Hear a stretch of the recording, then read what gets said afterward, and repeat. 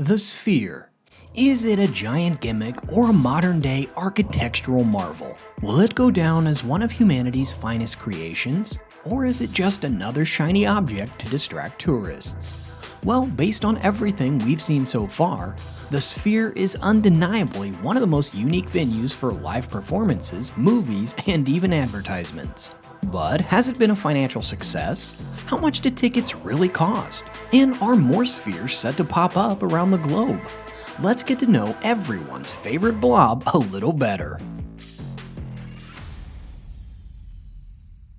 The Las Vegas Sphere, which was unveiled in 2023, cost a staggering $2.3 billion. This made it the most expensive entertainment venue in the city by a decent margin. It didn't take too long to become one of Vegas's most attractive buildings either, seeing as it's essentially a 366-foot tall and 516-foot wide LED ball.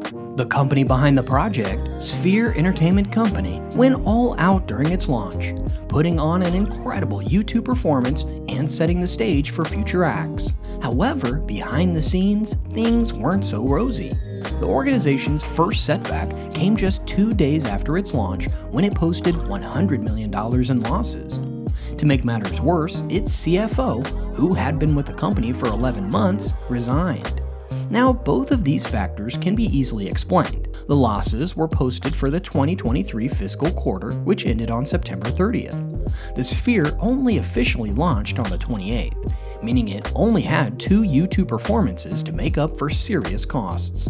The popular Darren Aronofsky film Postcard from Earth only started screening in October. Clearly, the reason its finances were in the dumps was because it had just completed a $2.3 billion construction project and had only been operational for 2 shows. The CFO resigned because, well, that's what CFOs do.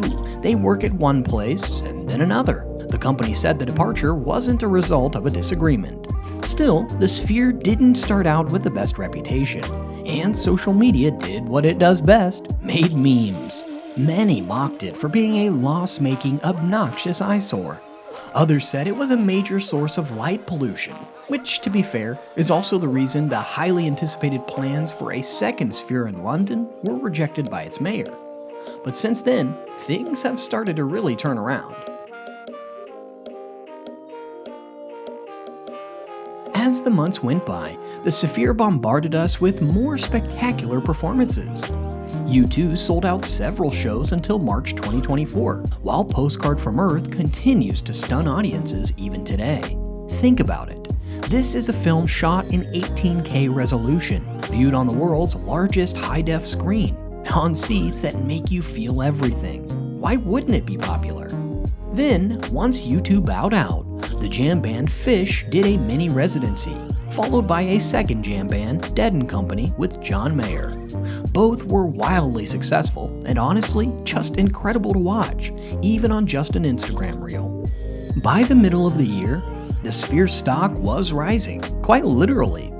After its 2024 financial results were posted, shares jumped almost 10%. In August, the company reported making $1.03 billion in revenue over the fiscal year. At that point, Sphere Entertainment Company said Postcards from Earth alone was bringing in about $1 million a day. That's not even counting the 2 massive residences or the various other shows. However, in September, one analyst shattered the dream and downgraded the much-hyped Sphere Entertainment Company stock from hold to sell. Benchmark's Mike Hickey raised concerns about whether the Sphere had any scope for scaling more than this, especially since it was only capable of really putting on 1 show at a time, and London had flat out refused to build another one. He also pointed out that the high production costs and underwhelming future outlook as reasons why he thought there were no more profits to be made. The company's 2024 Q2 revenues raised similar questions. In June, the company reported that it had generated $500 million over the previous year, but also incurred losses of $480 million. And it does make sense. Just think about how much electricity this ball alone uses. one Singapore-based publication did the math and found that it used 20,000 times the annual electricity of an average household in that country. Plus, the company was $1.4 billion in debt, $829 million of that which was due very soon. Since Sphere couldn't afford to pay that, one analyst suggested it wouldn't be long before the owners would have to work out a deal with the banks. Yeah, it wasn't looking too good. Fortunately for the Sphere, finance talk did not affect the crowds, and the Sphere continues to make its mark on popular culture. New Marvel movies are launched on the dome's exteriors, while none of the performers inside have trouble filling seats. In fact, the highly anticipated UFC 306 event generated an incredible $22 million in gate sales. During the event, the UFC also set a new merchandise sales record in what was only the first live sporting event to be held at the venue. Today, Eagles tickets sell anywhere from $250 to $400 a night, with barely any empty seats in the stand. In fact, it's been so popular that the group has had to extend its residency, adding more shows for February and March 2025. Italian-American EDM DJ Anima sold 100,000 tickets for his string of 6 New Year's Eve shows in less than 24 hours. It was recently announced that U2 is planning a return this November with its immersive virtual reality concert film. Even influencers are having a field day, benefiting from the Sphere's popularity.